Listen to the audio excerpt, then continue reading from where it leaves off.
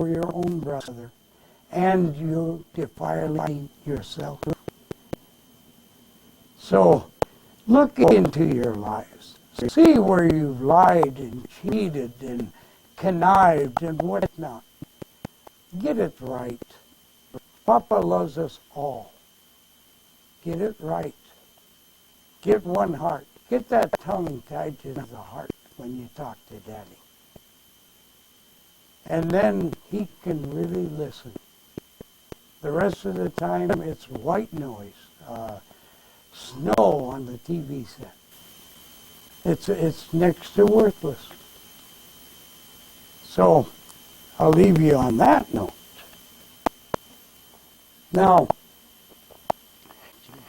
I've got a couple of letters here that these are actual letters. I got this one today. This one here, about a month and a week ago. This concerns the lizard people that some people say, oh, they don't exist. Well, I tell you, I know they do. Some of us know they do. But then there's those who don't and won't ever admit it. But I will not read who it's from, but it is out of Boulder City, Nevada.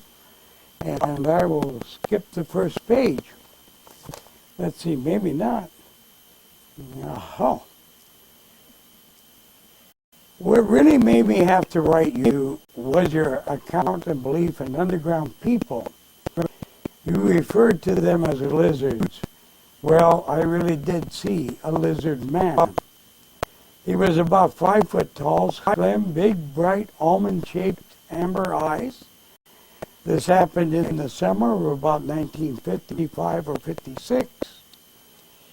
Me and my younger brother and about 5 other kids were with us. We all, underlined, saw the same thing.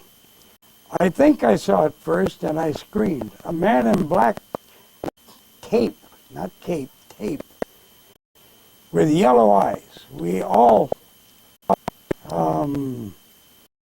screamed with fear, wet our pants, and cried.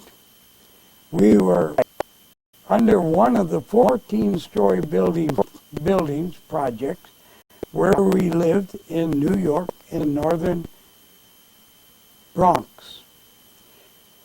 All the Bronx is rocky. The big, I think she meant to say they build. I'll try that. It says they build buildings over the rocks, which I was glad for, as I love to explore. There was a big pit, bottomless, I believe, under the building where we saw the creature. We brought flashlights through rocks and, excuse me a moment, and bottled down the hole to see if we could figure out how, I don't know, kind of screwed up. Page 1 to 2, I imagine how deep it was. I don't know. She didn't write it. After the incident, I was sure there were more lizard beings living underground. In the back of my building, there was a steel door with a winding staircase behind it. Now, understand, these are kids that live in buildings that know how many stairs it is between one floor and the next. They go up and down them, perhaps several times a day. Well, I told my other friend to come with me to see how far this goes down. Maybe we'll get to the center of the earth. Of course, that's ridiculous. Well, we went down and down, about 20 floors below the basement, understand. We all got scared and ran back up. Me being the last out as I was the first in. We found out as we explored the basement windows of the other buildings that there were a lot of tunnels connecting all the buildings at the first level highest. I also observed that about 1 month there would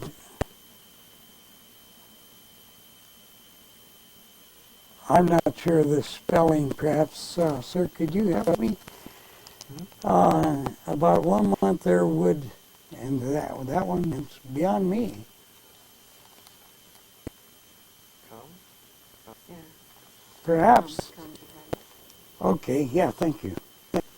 About 1 month there would come behind my building about 3 or 4 black large cars, maybe Cadillacs. This was about 55 or 7. They were at least 4 men in black suits and slickers that disappeared down the stairway behind my building. We would take turns watching when the men would reemerge.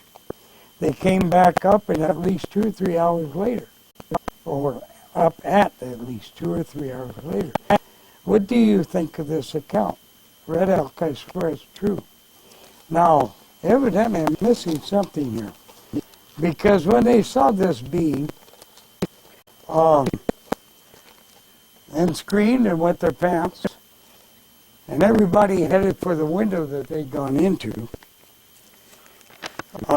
to get out. She clawed her brother out of the way so she could run over. Now, I mean, you can't get much truer an account than that. And they do exist. And I did a time travel trip on this incident. And yes, what they saw is true, but what they saw was not a man, not a lizard man.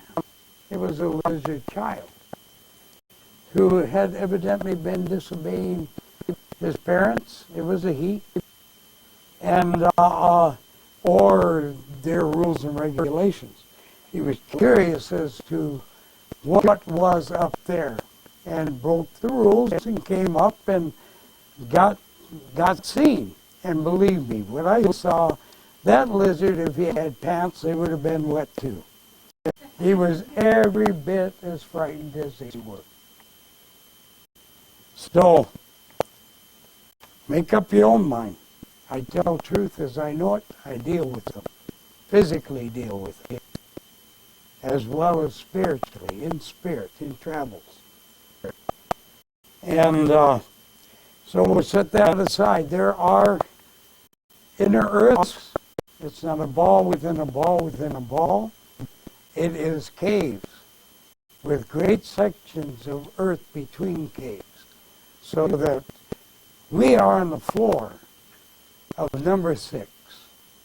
And from here on up, it's into the heavens. There is no other roof. But below us, a great section of land, there are huge caves, big ones. And they're so high in some places, up to about 3 miles high in places, that what little air and coolness comes in from our surface through tunnels and whatnot, create clouds. So they can't see anything but what they think is their heaven. They don't see a rock top. And when they get to the end of their cave, they see this great cliff going up into the clouds, into the heaven. And no matter where they go, they run into the cliff. So they know they're living in a valley. And they know that they have ways to go to other valleys, tunnels. And they use them. And this goes, the deeper you go into towards the center of the earth, the smaller and less caves there are. The center of the earth, I and the other 12 have found that it is lava. It is hot. There might be a passage through it. I don't know. I haven't found it. But on the floor, you know, you've got the center of the earth with the ceiling right there and the floor just above it.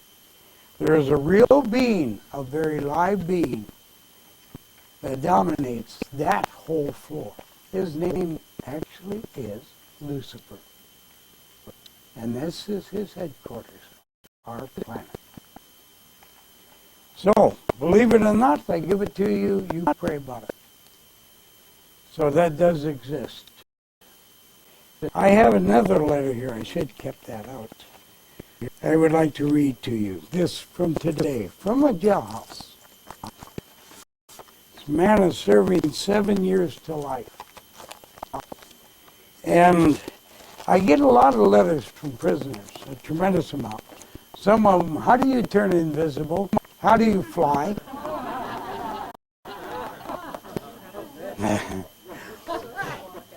Yeah, and I tell them the truth. I'm not going to tell you. Shoot, I'm aiding and abetting. I have to go to jail.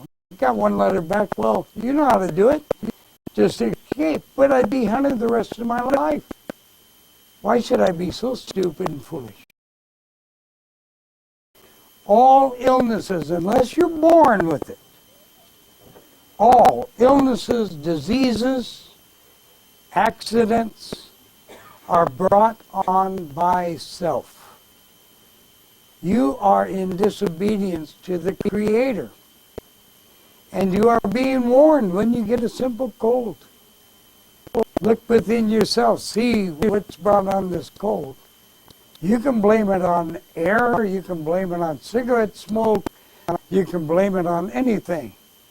But in reality, you better blame it on you. This is our loving Creator telling you that you got a problem here, son, daughter, and it's time that you look within yourself. Let's get it squared away and let's get out of this cold. You take aspirin, it's a good old American Indian recipe. Go chew on the inner bark of a willow. And the white man's taken it. So far they haven't barred the use of willow. When they realize that the word's getting out that willow is aspirin, the pharmaceuticals will get onto the government, ban that. We got the right thing. That's dangerous. No. I'll tell you a little secret about pharmaceutical pills and medicine. They cannot put in the awareness that the real thing has. They just can't do it. They can duplicate everything, but not that God awareness that everything has. So it'll work to a point, but only to a point. And when you do use a natural remedy, always give thanks. Give trade. If you have cigarette or tobacco, explain why you're taking this from the arrow plant for your cut. You're hurting a living thing, a living being. And so tell why you're doing this, why you need this. Explain to this living being that's going to sacrifice this whole or portion. How would you like it if someone came up, they had a need, and your finger would do it, and they just come up and pull it off? You're going to be hurt, angry, upset. Talk to them. They do listen. And there is a way to hear them talk to you. And I'm not talking imagination. Speak to you. There's a few people in this room that have learned that. There's one that's fallen asleep twice. Never did learn it. Right, Philip? But nevertheless, explain when you cut the grass. It's a law to keep your yard nice. You got a bean with two little legs sticking up, and it's heading the ground. How would you like it if somebody came along with a great scythe and cut your legs off, knowing full well you could grow them back, but it isn't going to be a pleasant experience?